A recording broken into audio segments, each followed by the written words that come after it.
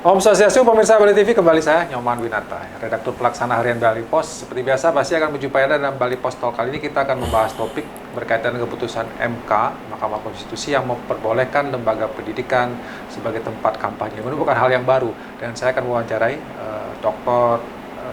Sukawati Lanang Perbawa. Beliau adalah Dekan Fakultas Hukum Universitas Mahasiswati dan juga mantan Ketua KPU Bali. Tentu beliau sangat memahami persoalan kepemiluan dan bagaimana kampanye nanti di kampus, karena beliau juga orang kampus sekarang. Kita sapa dulu. Om Swastiastu, Pak Dekan. Iya, Om Swastiastu, beliau nate, Om Swastiastu, pemirsa Bali TV.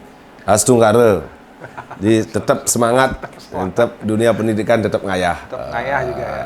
Tetap ngayah nopeng kemana-mana nih sekarang. Tetap Astu ngare dengan tim, dengan teman-teman dosen dan tim Beli Beraya di Buleleng. Kita tetap, walaupun sekarang agak berkurang karena caleg-caleg juga banyak yang mulai ikut ikut dengan cara-cara kita, tapi itu bagus bagi masyarakat kan, bagi masyarakat mulai tahu persis apa kegunaannya juga dalam pelestarian adat budaya Bali topeng, dan itu juga bari caleg juga bagus juga untuk cara mendekati dengan masyarakat dan masyarakat sedang butuh, sehingga simbiosis mutualisme lah, dan itu bagi saya penting untuk menguatkan adat budaya Bali sesuai dengan visi Bali TV juga kan gitu. Paling nanti dekat-dekat pemilu aja ya, setelah itu mungkin caleg-caleg nggak main Ya mudah-mudahan enggak. nopeng lagi. Mudah-mudahan terus, karena kan itu kebutuhan ya masyarakat untuk menguat. Masyarakat butuh, kemudian juga para tokoh juga butuh, dan beberapa juga menyampaikan tentang persoalan Bali, persoalan ini juga penting melalui budaya adat topeng itu. Paling tidak ini bisa memicu. Oke, kita bicara tentang keputusan Mahkamah Konstitusi. Gimana tanggapan ya, kalau juga mantan ketua KPU nih? Kalau pemilu atau politik ini kan sudah biasa tuh, selalu ada perubahan-perubahan yang mendadak, yang signifikan gitu kan. Ya kejut-kejutan dalam pemilu. Hari ini adalah kejutannya berubah dari tidak boleh kampanye di tempat pendidikan, instansi pemerintah, dan tempat ibadah. Kan dalam pasal 280 di Undang-Undang Pemilu ayat 1 huruf H itu dilarang berkampanye di tempat pendidikan, instalasi pemerintah, dan tempat ibadah. Nah, ternyata ini diubah. Walaupun kemarin juga ada perubahan-perubahan undang-undang yang lain, misalnya tentang daerah pemilihan, kemudian persoalan proses di penyelenggara KPU, Bawaslu sedang ramai juga kan. Ya biasalah, karena hingar-bingar politik udah mulai juga kemarin tentang persoalan presiden ini sedang berlangsung. Jadi sekali lagi masyarakat di Bali dimanapun berada, saya berharap di tahun ini adalah tahun politik. Maka dari itu kita tetap ikuti proses demokrasi dengan baik, tanpa harus sekali lagi menjaga, tanpa harus kita meninggalkan nilai-nilai Bali. Artinya tetap kita jaga Bali, tetap bersatu, NKRI tetap kita jaga. Bali yang sudah diwariskan turun-temurun yang baik ini juga tetap harus jaga. Ajak Bali, kata Bali TV, juga harus tetap dijaga. Tapi tetap demokratis juga harus kita partisipasi, karena demokratisasi itu salah satu variabelnya kan partisipasi. Nah inilah salah satu, memang kalau di Bali kan jarang nih letup-letupannya itu. Sekarang letupan yang sekarang kan tentang caleg nih, DCS masuk keluar caleg, masih terjadi juga. Jadi letupan yang berikutnya ternyata dari Jakarta, putusan MK ini kan gitu.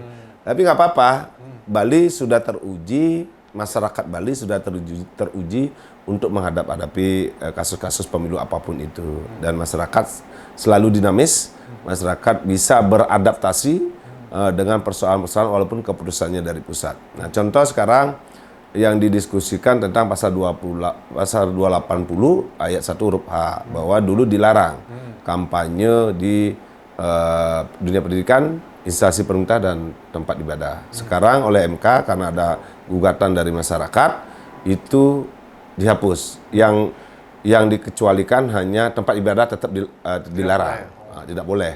Yang diperbolehkan adalah di tempat pendidikan maupun di instansi pemerintah. Nah, pasalnya atau putusan MK ini sangat umum, harus diterjemahkan lagi oleh putusan-putusan KPU.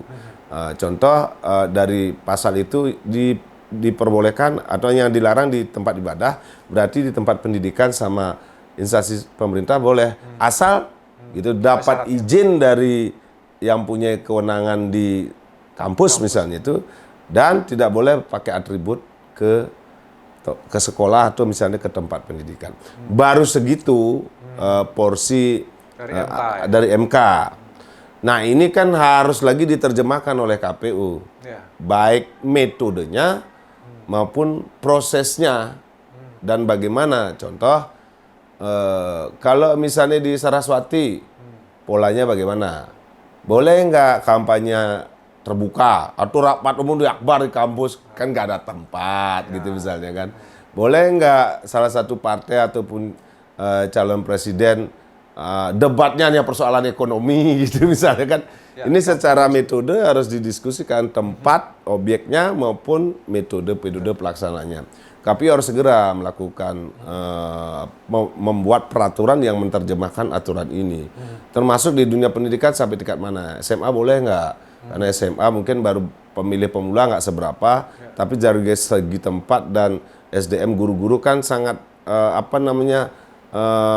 sangat berbahaya, dalam tanda kutip sangat signifikan atau sangat serius kalau itu ikut, karena dia masih, mohon maaf, kalau guru itu kan masih di kepala daerah yang punya kewenangan. Kalau dosen-dosen kan memang dari awal sudah sebagai tempat akademik ya, yang sudah harus lepas dari urusan-urusan politik. Kalaupun misalnya dia sebagai pengurusan politik, dia oknumnya. Tapi rata-rata kampus negeri maupun swasta sudah tahu bahwa Pakem kampus adalah tempat akademis untuk ilmiah. Jadi Tridharma perguruan tinggi seluruh PTN PTS menjadi tonggaknya, menjadi pegangannya. Nah, kalau di SMA kan belum mampu seperti itu, baik secara sekolah itu berada psikologi, ada di kepala daerah ya. Kalau misalnya SMP ke bawah itu wali kota. Gitu ya. Kalau dia SMA ada di gubernur. Jangan sampai kemudian kepala daerah ini mengintervensi sekolah-sekolah ini hanya partai-partai tertentu saja yang boleh. Intervensinya masih terasa, dan pasti di tingkat psikologi teman-teman guru agak kerepotan untuk menjaga nuansa independensinya itu kalau misalnya terkait dengan kampanye gitu misalnya kan.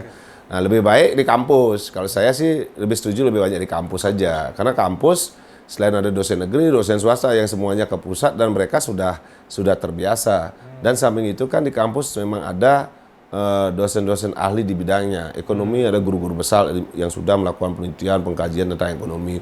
Hukum seperti kita ada memang guru-guru besar, doktor yang memang mengkaji persoalan hukum. Di pertanian kayak di Udayana lengkap, sampai kedokteran dia lengkap, dan memang sudah di situ pembelajaran ilmiahnya sudah teruji gitu. Jadi kalau di kampus saya malah dengan aturan ini terutama di kampus sangat setuju, senang ya. Cuman bagaimana metodenya nanti. Jangan juga sampai ada terkooptasi. Prinsip-prinsip dalam kampanye kan tetap imparsial, edukatif, estetika. Jadi tetap tidak boleh kampus itu misalnya kalau nanti disetujui polanya bagaimana, debat khusus partai A nggak boleh. Jadi atau debat partai A, B, C semua ada di situ, tapi mengunggulkan partai A nggak boleh. Kampus sudah tahu itu sebetulnya, tinggal dikuatkan aja dalam regulasi, baik itu KPU maupun Bawaslu. Boleh semua harus sama. Ya. Jadi harus prinsipnya adil ya. Fair play, fairness itu harus tetap ada. Fairness itu harus ada, karena tidak boleh hanya satu partai saja yang peserta pemilu, misalnya presiden, hanya calon presiden ini saja. Kemudian diunggulkan, kemudian didorong, kemudian seolah-olah dia yang hidup, nggak, semua harus disamakan. Persis nanti kampus seperti KPU dalam penyelenggarakan debat. Kan KPU dalam menyelenggarakan debat baik pileg maupun pilpres maupun pilkada selalu independen. Nah, seperti itulah. Cuman tempatnya di kampus. Gitu. Dan disiapkan kalau materi atau misalnya para pembahas di kampus sih nggak kurang dari banyak guru besar, pakar-pakarnya banyak. Cuman tetap nanti para pembahas dari perdebatan atau debat publik itu harus juga ada semacam kode etik. Saya bilang etikanya harus ada. Nggak boleh nyerang, nggak boleh menjatuhkan hanya kelompok ini saja, partai ini aja diunggulkan, nggak boleh. Jadi misalnya kayak di KPU kemarin kita lihat debat itu, kalau partai A atau misalnya caleg A atau misalnya calon pilpres-capres ini dapat satu pertanyaan, ini satu pertanyaan yang bobotnya sama, walaupun pertanyaannya beda, bobotnya sama. Nah, seperti teknis-teknis inilah KPU harus segera menuntaskan. Harus segera ada juknisnya. Betul. Ya. Peraturan KPU sih biasanya, PKPU yang harus menjelaskan. Karena kalau tidak seperti itu bisa. Ya bisa saja. Walaupun ya kayak tadi Bung Windarti bilang, yayasan salah satu perguruan tinggi itu misalnya dekat dengan partai A, tapi tetap saya pikir kampus itu mempunyai visi misi yang tidak ke partai, karena tujuannya pasti kan mencerdaskan kehidupan bangsa, kemudian juga tridharma perguruan tinggi itu yang selalu jadi pegangan. Jadi kalaupun jadi pengurus tetap independensi terhadap akademis dan ilmiahnya di kampus itu pasti dipertahankan. Nggak mungkin dia mau mengorbankan kampusnya gitu. Kalau dia sekarang kelompok, misal contoh partai ini adalah kampus ini adalah untuk partai A, terus nanti mahasiswanya nggak boleh dari partai lain, kan aneh gitu. Tapi sebenarnya kalau kampus tidak ada persoalan, siap ya.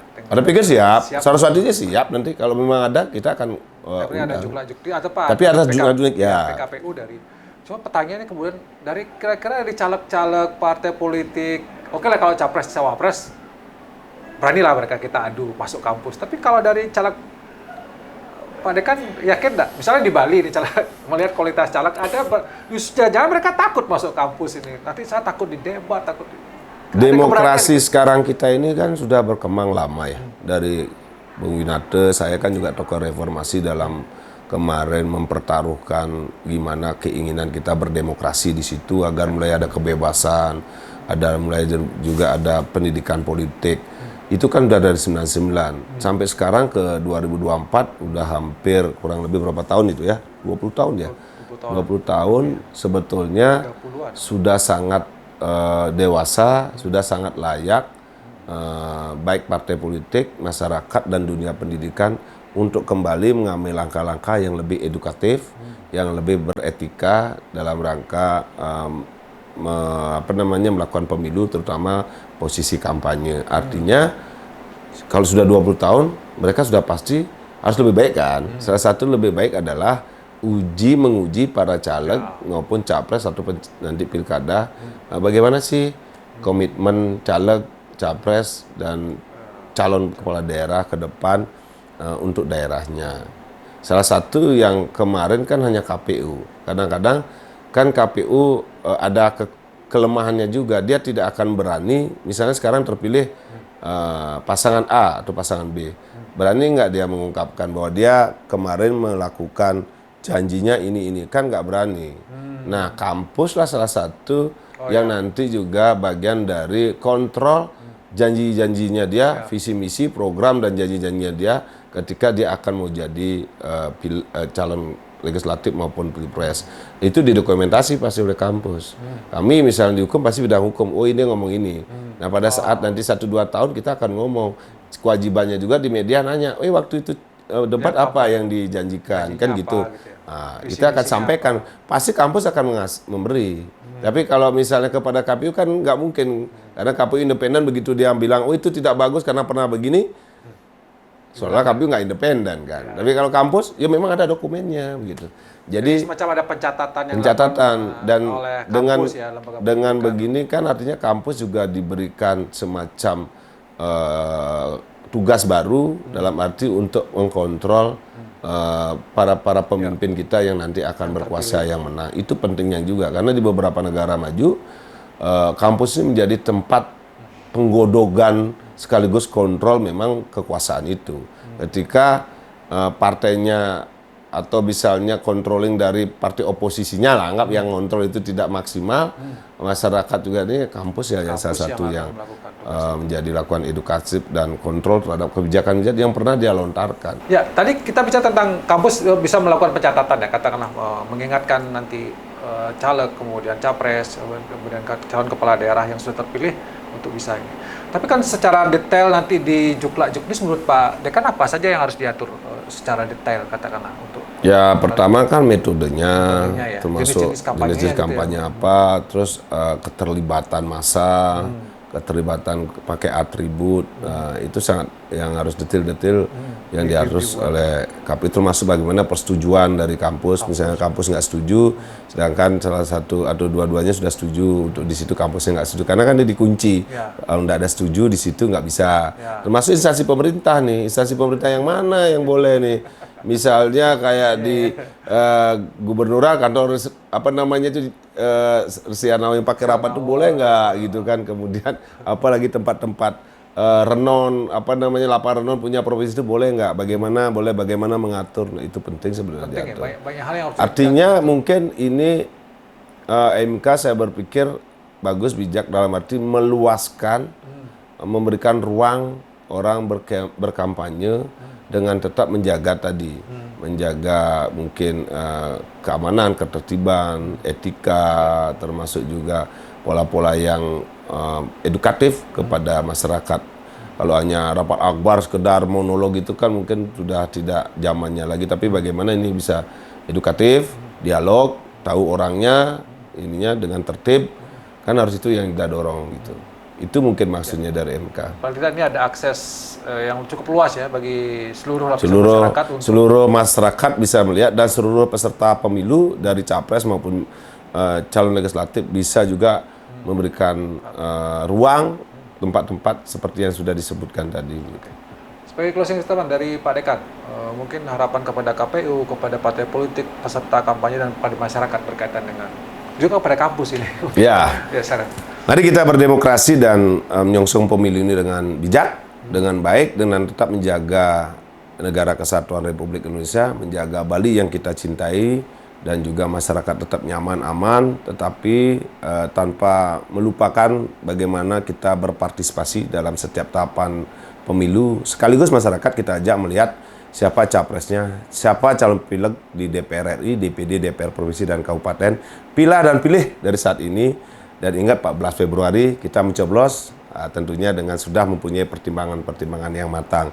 Karena 14 Februari itu kan hari Valentine. Katanya anak-anak muda, sarangeo. Dengan kasih sayang kita memilih dan menyelamatkan Bali, menyelamatkan Indonesia.